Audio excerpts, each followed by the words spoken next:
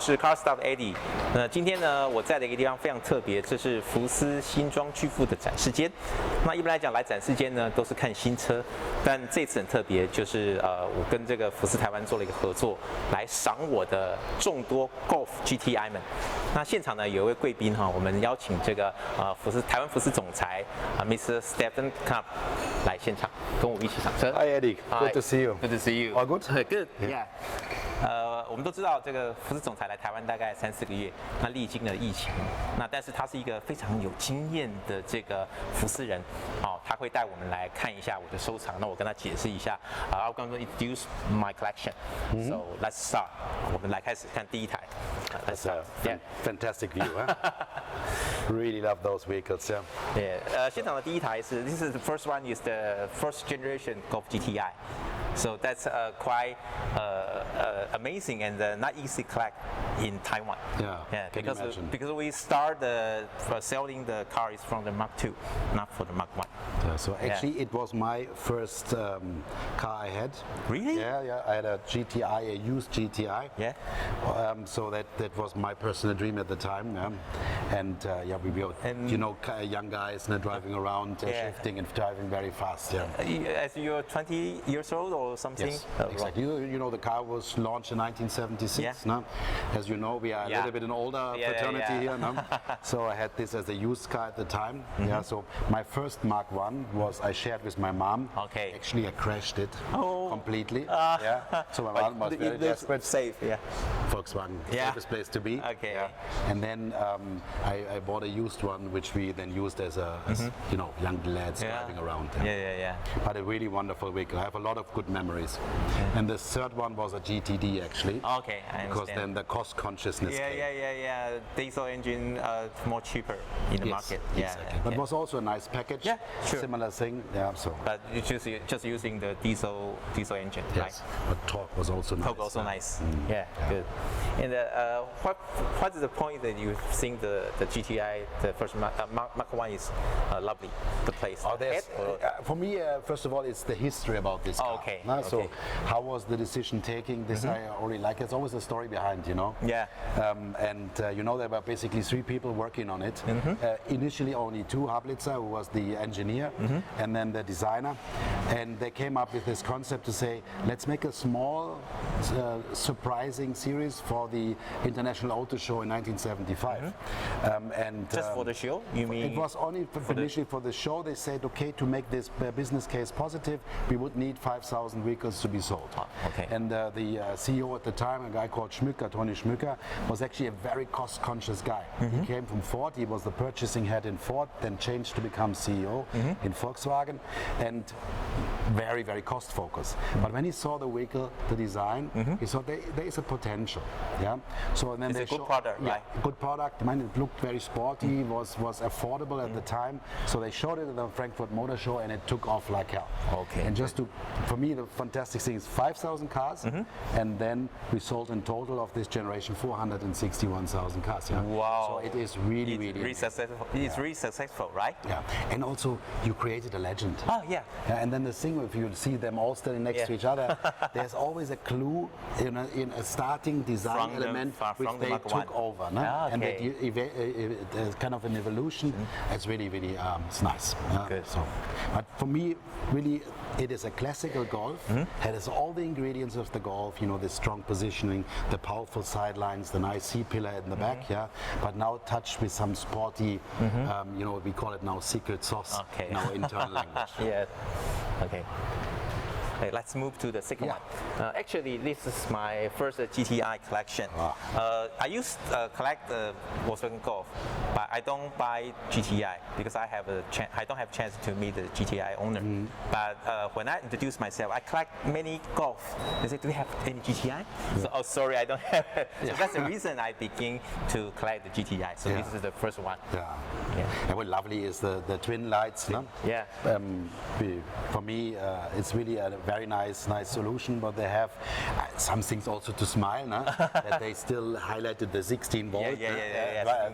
Well, it's really funny how today nobody would talk about this anymore, no? But at the time it was something very important. And I think between to the Mark 1, it's quite comfortable when you drive. I think it has become more modernized in the interior or driving feeling. Because the philosophy, this one should be kind of a pure sports car. No? So it was really more sports driven, light, the most comfortable sports car, and then you moved more into even the family could use it. So the concept was even then you said come to a four-door principle. So the family father who wanted a little bit sex in his life, in quotation marks, said, hey, let's have this vehicle. I can drive fast, but I can take my family with me. So it's completely family proof. No? Whereas here, obviously, you have a three-door concept only. No? Looks more sporty, no doubt about it. But here it's more user-friendly for a bigger family. But the nice thing is again, you have the little secret sauce, the frame, the red frame, and you have the checkered seats inside. You know it is a GTI. And the famous the seat with the curtain, different. We call it checkered seats, or today it's jacquard cloth. You know, I've been before working in South Africa, and I was already saying to you, we had it only standard in leather in South Africa because nobody in South Africa would take cloth seats in a GTI. For me, it is just not possible. As a German, I'm suffering. Sure. This needs to be jacquard. I agree with that. So even the A generation also they have the jacquard. And you need to have either red or silver for that vehicle. Also my personal taste, because this car was only available in two colors: in diamond silver it was called, and in Mars red. And this car in red is just a beauty. Good, because this is not quite big, so using red can make the car more bigger. Looks bigger. And if you ask a customer, someone today, what is sporty? It's red. So that's the reason why you have the frame in red. Frame in red. So that's because that is a synonym for sportiness in a vehicle. Good. Let's move to third generation. This one is also quite difficult to collect in Taiwan because normally we have only 2.0 1.8 in the market, but GTI is quite expensive at that moment. So that's very few in Taiwan. So if you ask me, I prefer those two a little bit. For me, this is too mainstream. So the secret sauce is missing for me. And you try to rock it up a little bit with the special lights which you put on the car. No? But I have to say your paint is amazing still. The quality is pretty nice. I reviewed in Ghibli. But so repainted. Very nice. So quality-wise, it's really, really great. Yes, but my point of view, as a Mark III, they provide the ABS, the airbag, for more comfortable area in the driving and more like a family use. It's like we said. Now the evolution goes more to a more practical vehicle, which you can use on a day-to-day business. And you know, the three pillars of Volkswagen are safety, fun to drive, and superior quality. And they always try to install it in this, because they could have also gone a different route to say, I'm going to be purely sporty.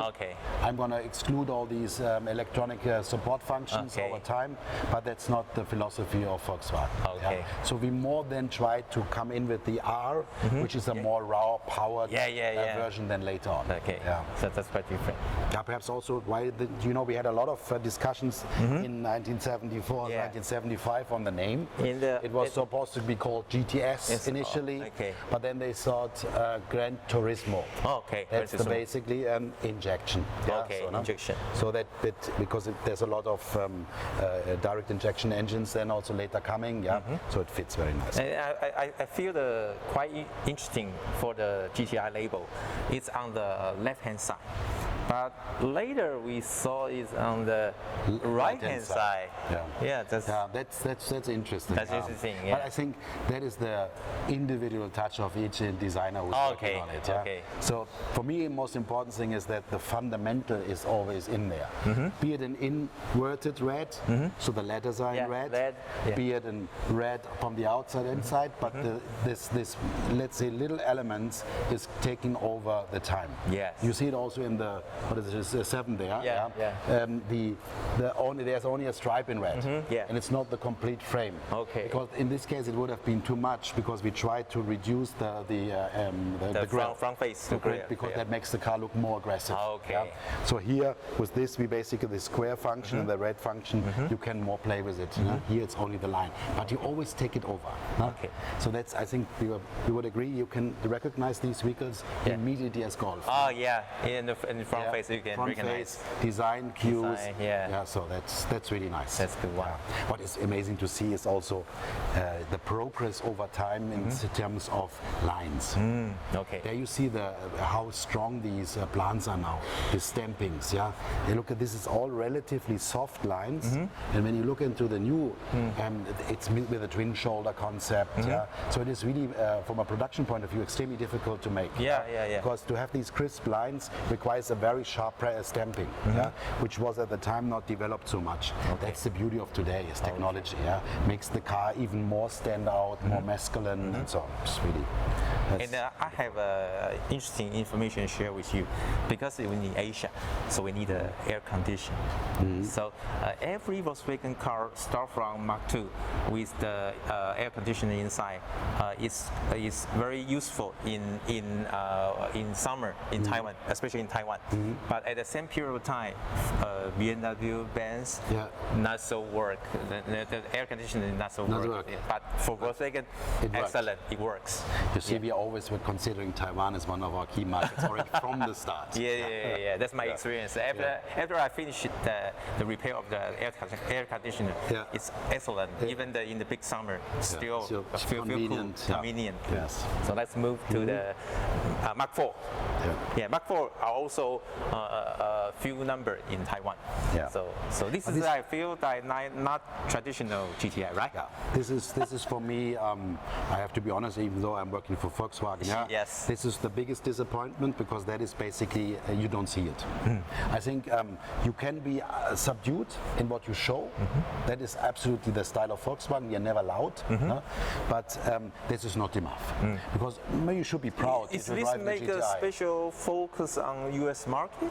Do you think for U.S.? No, I would say the American market would be much louder, because the lights have to be bigger. Okay. I personally think. I don't know. Perhaps you know it. But I think that's not enough. I think when you see these vehicles, it's a clear GTI. Yeah.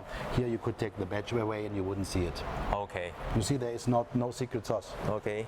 There is no red frame. There's only the GTI a little bit. No? So I think it's a good-looking car. It's a classic Golf. It was a very successful vehicle, but from a GTI point of view, you should show it. Now look at this vehicle over there, the Golf 8, for instance. The red calipers, everything is clearly. You can show as a customer, I have this vehicle, which I think is important too. Okay.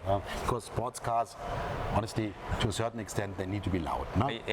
Sure. So for a Golf, not too much, but at least the elements of this wonderful first generation should be in. But I think the Golf GTI at Mark IV, I think that they follow the kind of luxury style. More luxury means maybe at that time sporty means kind of luxury, but in Mark IV GTI they show luxury with interior, with the wood, some kind of services, stick shift, like a luxury class, something like that. Means using luxury as a sporty kind of function. But I still think it was not the right strategy, because I think sport must be carbon, color, must be some red line, something like that. That's sport. There you have other series, like at the time I think Highline we launched at the time, something which is more classy, luxury. No? But this one should be purely masculine and very strong. But this moment they have the turbo engine, 1.8 turbo. Yes, excellent. Nice car. Yeah. The driving characteristics were definitely GTI. Okay. But from an exterior point of view, I think you were just missing a little bit. Look, this is not a GTI. No? Okay. So you see, basically, apart from the GTI, you would not realize it. Yeah. But take this Mark 5, for example. And take the GTI. Yeah. You have a massive red. In the Mark 5, you have the red, complete like the like the beard. The beard concept. Yeah. It is so. And I don't know if you know the diamond alloys we had on the car. We had alloys which were with the big holes. Oh yes. You remember? Yes. Fantastic vehicle. and there's a reason why. Huh? Because they learned out of this and moved into this. Because they said the feedback from the customers, it's not so much. A lot of accessories were done on this. The customers would lower it down, put level. Here in this case, it was not necessary because the car was a real GTI. Yeah. So because obviously also this design offered more availability to play with it. So it was anyhow the design of these beards at the time was very in. We had it on Passat, we had it on the Jetta, we had it on all the vehicles.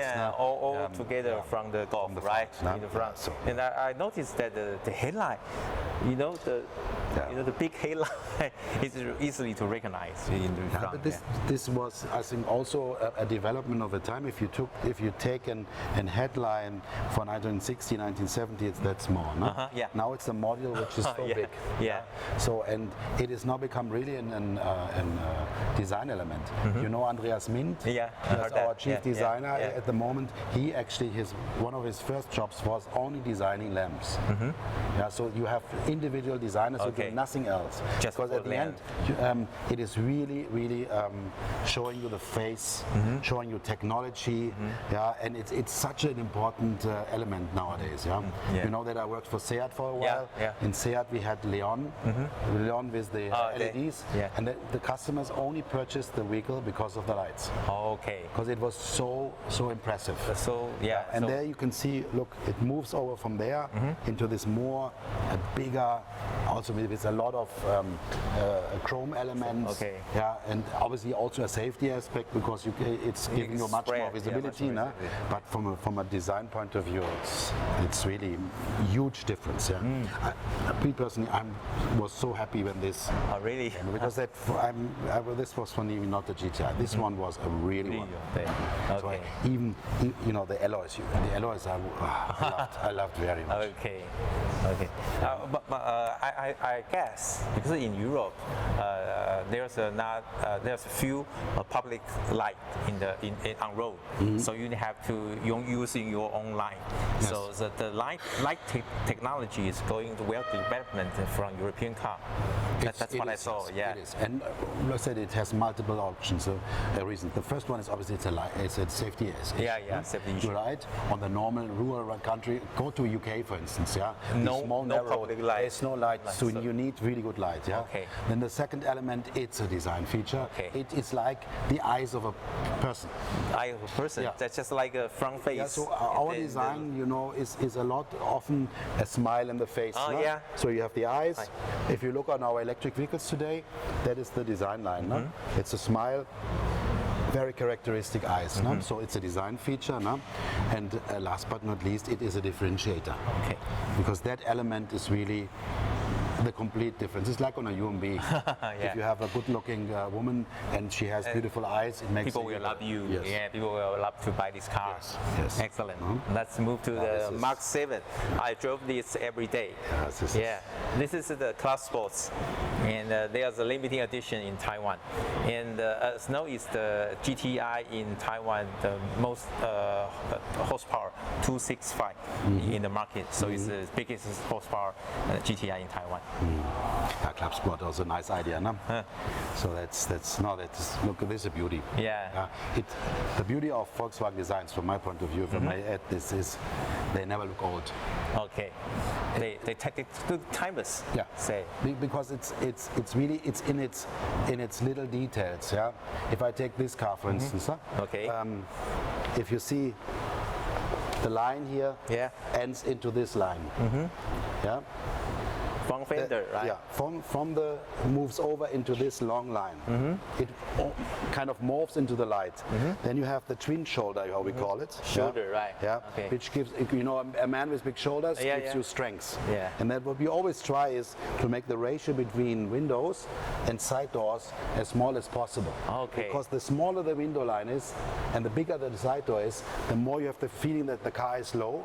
And that it's really aggressive, sporty. So a man standing like this with big shoulders, yeah. And that is what I mean with our designs, yeah. They never look old. Look at, you would not say that this car is, I don't know, 6-7 years old, yeah. 7. Yeah. You don't see it, man. Apart from this, that you take care of it, yeah. I have to say, yeah. And then, what makes a car beautiful, apart from the lights? Alloys.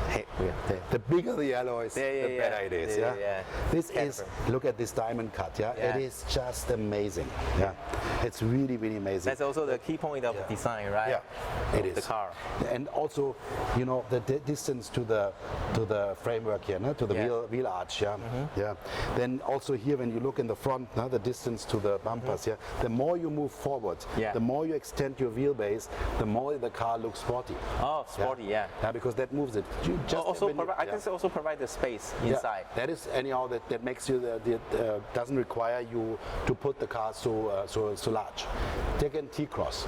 T-Cross had the longest wheel arch in its segment by far. But from a size point of view, it looks relatively small. But when you go intern in the car, the package is really, really big. Yeah. So there's no difference between the competitors. Yeah. But for me, from a sporty point of view, when we talk GTI, that is a nice part. No? But then evolution again. I could talk forever on this. Yeah. You see how they moved now the logo. Yeah. So when you look, the logo was very rectangular. Yeah. But on a sports car, you need to move it. When you look at an SUV, the rectangular the better. But here you bend it. So it's really, really nice. Yeah. Also look aggressive a little bit. That's the beauty of it. Yeah. That's making it smaller. Yeah. Taking a little bit more from the lower part. Yeah. And I was wondering, the GTI with no fog light. Right? Yeah. This is a special situation. Normally the fog lights need to be on the car. Yeah. So that is also, perhaps we forgot something. No?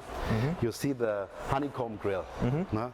So we came then later on with the honeycomb grills, which is a characteristic of GTI too. Yeah. So always add little cues which you then carry over. Yeah. So to make it constantly, clearly recognizable as a GTI. From brand side, a customer can recognize different GTI through this kind of a symbol. Yeah. Right. Yeah. No, it's that's the beauty. Now the 50 years of golf next year. And that car here we have also now since 1976. Yeah. So it's almost all 50 years there, and it was a very important brand shapener for golf too. Yeah. As a car collector, it's hard to have classic Volkswagen class golf in the showroom. So I think maybe in the future, maybe some showroom can have some classic vehicle inside. Look, we started in Taiwan here in this dealership that they have classic parts. So because we see there's a growing collector base, now people are starting to collect the vehicles. We have crossed now more than 100,000 vehicles in car park in this country. We are 60 years here, so there will be more and more going into this direction too, because we have a lot of car lovers in Taiwan. This is really, I can tell you, when I came into Taiwan, it's nice to see. Now people love cars. Yes. They're not seeing it as a form of mobility only. No, they are passionate about it. Yeah. They see car as a family. Yes. As a family member. They give them names. And you hardly see on the road scratched cars because the people are really taking care of their vehicles. So and that's also what you see in collector scene. So I think we have only one Scirocco R here in the country. But this thing is really a holy cow. Nobody can touch it. So more and more developing, and that was the reason also why we have here supported the launch of classic parts, because that is kind of the first step that people don't need to shop around the world. Yes, that's I agree. I also put my car in Ghfu to do the services. Even painting, even the restoration. That's a good place for the classic car. In your case, if you with your big fleet, you could even invest in an own mechanic if you continue like this. Maybe. So are you repairing yourself? No, but I will buy the parts to offer the mechanic to install. Okay, let's finish this part, and then we go to the next part. You will tell me how Volkswagen in the future in Taiwan. Mr. Steffen, would you mind tell us what will Volkswagen Taiwan selling cars or mobility or even the electronic car in the future? Yeah, so we are basically now at the crossroads. No? So we have created a very established brand in Taiwan. We've been here now since 60 years. We have a plus 100,000 car park running. We have a very good and performance-oriented, stable network, which provides a lot of convenience to our customers. So, but as everybody knows, the transformation is there, and we are moving from internal combustion engine over into a new world, which is obviously an electric world. Yeah? So for now, for us, we need to manage the transformation in the right way. So we decided to launch electric vehicles next year. We waited explicitly a little bit to launch it. We know that others were earlier here, but for us it's important that we are completely prepared. Prepared meaning that you have enough charging points in the SDC chargers right away from the start. You have to sell electric vehicles in a different model. It's not the classical model. It's a lot about convenience in this space. Yeah. So we also waited explicitly that the range of our vehicles is better. Yeah? So if you look at the KPIs of our ID4 and ID5 today, we are fast in torque. We have much more range. Yeah. So there's a lot of the ingredients is there. So, but we need to move from internal combustion engine into this electric world in a way that we do it as profitable for the dealers, for us as a company, because there will be always people being interested in internal combustion engines, and that's the reason why we in Taiwan we decided we're going to continue invest in ICEs, but at the same time build our electric business. Yeah? And that is kind of a split, how you call it. Nah? It's not easy, yeah, because you have to focus on both sides, move a little bit in the transformation, but at the same time be able also to do all this necessary investments which electric requires, because you have to invest in a DC charger. Yeah, charger. You have to have a separate section in the workshop. You have to have a quarantine area. Yeah. You know, land is expensive in Taiwan. Okay. Yes. Yeah. You have to have educated people. You have to buy new tools. So it's substantial investments. And on top of it, the more you invest in electric, the more you know that your car park is not required to come to your workshop some more. So all the relevant areas, CPO business, used car business, service, loyalty must be right and ready in order to transform in a profitable way. Okay. Do you think the new customer comes from the Volkswagen user who buying the electronic car, or from the new other user? So I hope both. Yeah, so clearly our intention is to keep our customers. Yeah, so like I said, we are an established brand. We have 100,000 customers driving around happily with our vehicles. So that's the reason why we're investing in express service and all kinds of elements to be convenient for our customers so that they stay with us. So we hope that people who are considering our electric vehicles stay with Volkswagen, but at the same time I believe there is room for growth for Volkswagen, so that electric vehicles are a door opener for us, for others to come. That's also one of the reasons why we decided to launch not with ID3, because the biggest chunk of the Taiwanese customer is in the ASUV segment. Oh yeah. So and we have this is around 37% of all cars being sold in that segment, and we will initially come with 2 vehicles directly from the start in this particular segment. So that makes us more available for a wider range of people to choose a Volkswagen. And do you think the Volkswagen company will transfer to the full electric car company? Yes, we will. Yeah, we will definitely. There is a clear push in electrification. You know, we have given ourselves a clear purpose. We have signed the Paris Climate Agreement in 2050 to be carbon neutral, and the technology, how you can achieve it, is electric. There is at the moment no other alternative. Yeah. So we assume that by 2030, in 2035, sorry, in Europe we will be 80% electric. Yeah. But you see there are still 20%. So clearly we are investing internal combustion engines. You've seen all our major car lines have had either freshenings or brand new vehicles in internal combustion engines, but we believe also that some of those cars will then run out and we will completely replace it with electric. So it's clear at the moment there is no alternative. If you want to be a CO2 neutral car manufacturer like we want to be, we have to invest in electric mobility.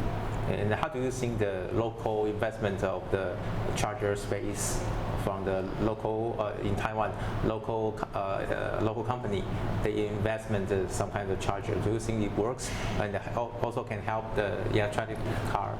That's also one of the reasons why we waited a little bit. There is major investments. We have some private partners who are currently investing in new charging and DC charging facilities, but also we as Volkswagen Group Taiwan can offer up to 60, 70 DC chargers. I'm not talking about 2 guns. No, I'm talking only the DC charge as such.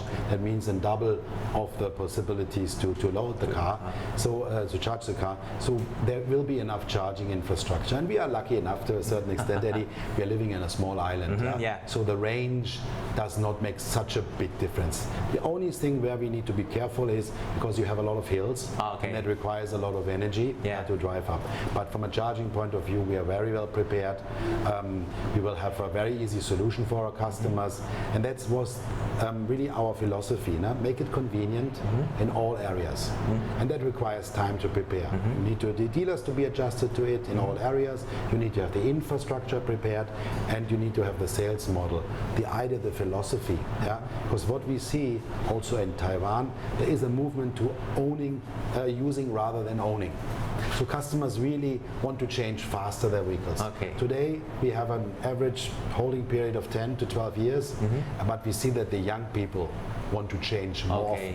Because what is a nice element with all bad elements in this of low birth rates is that the average household has now more money to spend. So because in the past you had 4 in one household, now you have 3 in one household, so it gets smaller and smaller, so that the purchasing power is basically increasing by 33% around. And that means that individualization gets more and more important, and that means that you want to change and show faster. So that is a chance, in particular also with models. We are looking into like residual value products, etc., to give the customer the chance to use new technology, but not invest so much in this new car. He just pays basically a monthly installment. Then the car goes back to the dealership, and we then remarketing. And there, perhaps I can add this, there you see the necessity for used car business. This you need to have under control. Because if you're not managing the residual value well, then you have a problem in these cars coming back. So that is something we have invested heavily. Just this year we launched our new CPO concept. We have doubled our sales in this area in 2023. So we are really, really prepared now for the next step. Will the electric car using the share car concept? Yes. So we just have made our first investment in a shared mobility corporation where we work together with Car Plus here in Taiwan. Shared mobility is something. Look, you see it in Taiwan everywhere. You don't see it in the car industry so much because still the problem is the parking space. Where do you park the cars? You see it in the U-bike space, for instance. Everyone is sharing, and Taiwanese people, I really have to say, are very disciplined. They're not destroying the car, they bring it back. That is really a big element that makes it a vital business case. In other countries, you have vandalism, you have crazy people who are destroying these cars or bikes. Here, it's not the case. So shared mobility definitely is something which makes a lot of sense, also in terms of space, which will come into Taiwan very, very fastly and is already there. Mr. Steffen, could you tell me, you are in Taiwan about 3-4 months, and how do you feel Taiwan? So far. I really have to say, I have to start only with one element, which I personally, I'm very happy about. Taiwan people are very, very nice. So the hospitality is just with no comparison. As you get help at every corner. It's always a smile, and obviously food plays a big role. So it is really, really a pleasure to live in that country. Then when you just look at some tangibles which are important for me, safe country, very important. You have an incredible infrastructure. When you look at public transportation, very digital, and the discipline of Taiwanese people is something which I admire. I'm a German. We are also a little bit this way. So I would say there's a triangle between Japan, Germany, and Taiwan. So we are standing in a queue. We're waiting. So that is really an asset. So life quality is very high. In that country, but for me the utmost importance is the positivity of this people of your colleagues and the people here in Taiwan. Very, very friendly. That's nice, and I love this. It's positive. You can talk to each other, and it's not kind of distance immediately. That's nice. I am sure you need some help. You just ask. People will help you. Look, that is also a surprise to me. As you know, I do not speak, unfortunately, Mandarin that well yet. So I'm working on it, but it's not easy. And there are a lot of people here speaking English. And that is really a big surprise. I was not expecting it. But if you look at the situation of Taiwan, it's also a prerequisite. You're an exporting nation. You need to go a lot outside. And I have 2 kids still at school. You can see how much effort Taiwanese parents are putting in place that their children are speaking English. And that is something good for me, because then I can ask the question and I get an answer. Easily, But on the other side also, nowadays not when we were much younger, you have these machines, you just translate it. It is really much easier to live abroad than you used to. That's a very convenience technology. I'm going to tell the audience that you might be, I'm talking to Annie, you have some lesson, so we can listen to your German experience or car experience in West world, because we are in the Asia market. We might not familiar with the product, with history, and how it goes, how it works. So maybe in the future we will have the opportunity to have some lesson. Sure. I'm a car guy. I like to hear about the how it's designed, how the concept of the car, how it comes. So that would be great. I'm more than happy to. I love to discuss Bauhaus. I'm a big fan of Bauhaus design. So form follows function is a little. I have at home a Wagenknecht lamps. I a lot of Bauhaus elements. Because for me it's a philosophy what is behind. And design is something which is there to please your eyes on one side, but at the same time it needs to be also there to make your daily use easier. It's kind of culture. So let me say, we know the Korean car grew up very fast, because they 20 years ago they hired a European designer. So after 20 years, you saw the design. It's come all from the European designer. It's European, but I'm also, what I think you never should be blind. I think also there are nice elements in Japanese design. Japanese simplicity is something which I personally adore. If you go in a Japanese house, it's always clean. It's dedicated. It's not overloaded. Which is really, really nice. So it's also. So I'm a big cleaning fan also. So there is a lady called Marie Kondo, you might know. So these cleaning concepts all come from Japanese, surprisingly enough. 5S days in the business world. So there is also something which you really should look into Japanese design. So when you have the playful Japanese design with this pop design, which I have to get used to, this color and comic-like. It's not 100% mine. I'm more for the straight lines, the simplicity, simple solutions. But there's a reason why designers say that there's kind of a similarity between Scandinavian design and Japanese design. Because the Scandinavian design is also very clear, very clean. And a lot of elements in the Japanese design language are in this way. So I think it's worthwhile also talking about this, perhaps even comparing it, because German design or European design, and in this particular, because we're talking about German cars, is very functional oriented. But very also lasting oriented. So we are never in the fast changing design language. It is always little evolutions. So which make the car, or in this case the car or whatever design you're looking at. I don't know if you remember Brown stereos. The entertainment Brown was also a design which is still so nice today, and they only change small things. So no, I'm more than happy to discuss that. That would be fun. We will finish. 那谢谢各位，今天我们就很开心的与福斯总裁有一个快乐的聊天的下午茶时间。那未来我们会继续有机会再请到总裁来跟我们一起聊聊汽车的设计。谢谢，谢谢，谢谢，再见。大家好，我是 Eddie。以下的节目呢，由这个波斯威跟 Classic Car 所提供赞助。先讲赞助商名称。那我现在手持的这个就是波斯威跟 Classic Car 出的商品，它是一个环保咖啡杯，但特别的是呢，上面是用油量显示。一般都是速度啊，一般都是其他的，我们这是油量显示。咖啡就是你的能量。所以这是一个很有趣的环保咖啡杯。大家可以来巨富福斯选购。那现在呢，这是一个很难的机会，就是首次呢。这些展间可以放比较老的福斯车，特别是 Golf。那这一次呢，是因为这个有机会我们采访了这个福斯的台湾总裁，那顺便提一下这个福斯的经典车款，还有为了明年Golf 50岁的这一个活动呢，做一个前置。那这个其实大家要知道展间有一定程度的规范。放什么车，放什么样子，放什么样的影片，放什么样的音乐，放什么样车子都是规范的，不可以乱改。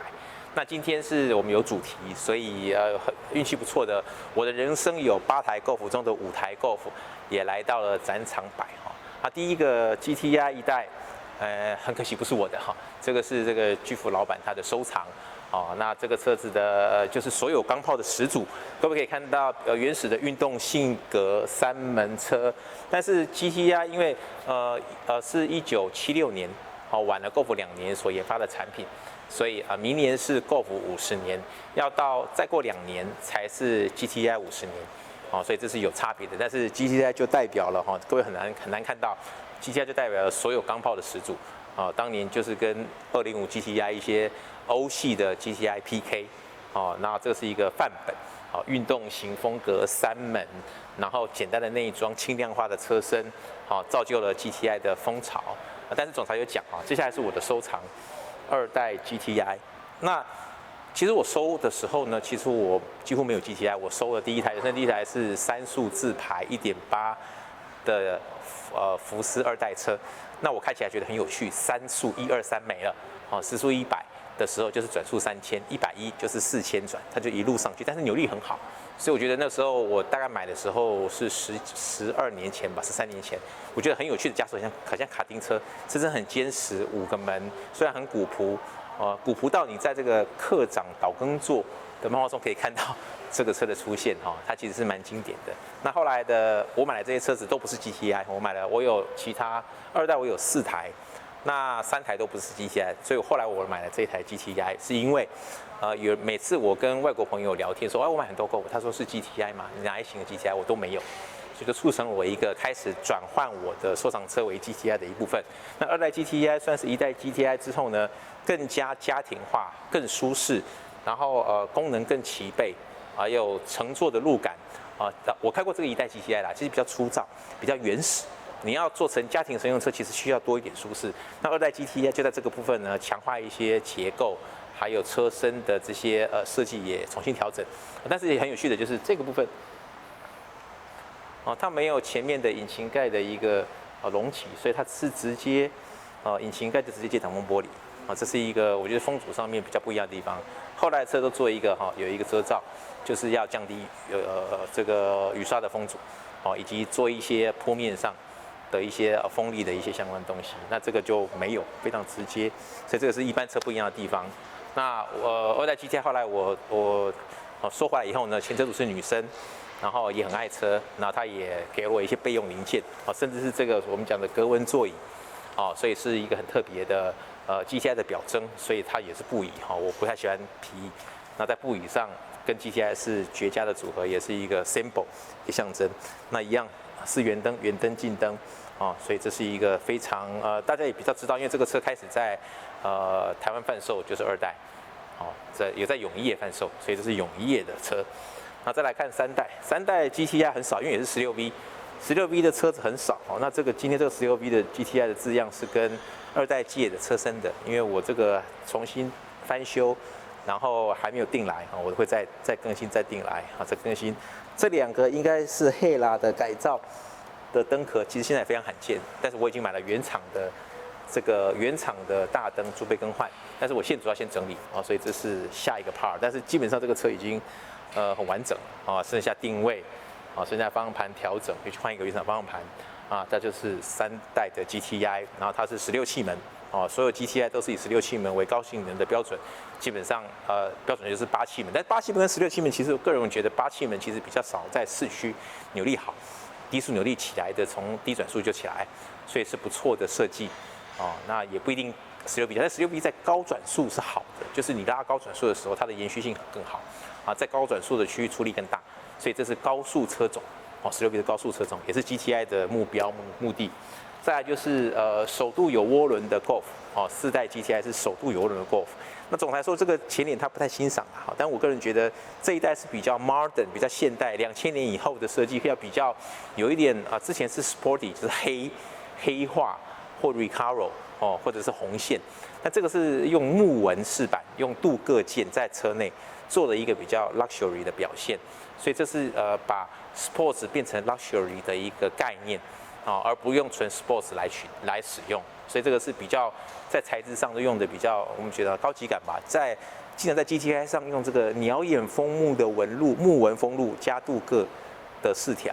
哦，所以这是一个比较特别的 luxury 组合，而且以往的 GTI 都是黑顶棚、黑地毯，在4代 GTI 上竟然是灰顶棚，这个我查过了，它没有黑顶棚，所以有的车有去做黑顶棚，那我把它还原成原来的灰色顶棚，哦，所以这是内装上面这个 GTI 是与其他 GTI 很不一样的地方。那再来是5代 GT， 哦，是我人生第一台车，当年的 GTI 5代大概卖到128万，我那时候预算没有多，我觉得只有100万左右的预算，那花了我5年的时间贷款，好，那我觉得后来我买到这个车子也不错，所以这是我人生第一台新车，这台车目前17岁左右，再3年就20岁了，这是我一路养来的车子，中间花不少钱，那当然你知道辐射维护其实需要一些成本。那但是我有这个都有好的零件供应跟好的应该说维修技师处理，所以状况都不错哦。尤其这个原板件，哦，再来是大灯一般塑料的会雾化啊，我因为停在室内，所以大灯很通透，所以这基本上车况很好啊。然后跑了14-15万公里吧，然后第二期还是正常，哦，大概就是这样，所以看出来这个是一手车在自己手上照顾总是会车况比较好。哦，所以这是我还蛮欣赏的车，而且应该说双增压，机械增压加涡轮增压。然后它的广告是一只苍蝇被青蛙黏住以后，苍蝇把青蛙带走飞走了。这是一个很有趣的幽默的广告。那后面的服饰比较少看到。再来就是我现在最常开的7代 GTI Cloud Sports， 那这也是限量车款。然后目前 GTI 我们讲前驱嘛，就是 GTI。265匹原厂马力最大的，现在在贩售的8代都是245匹，差20匹。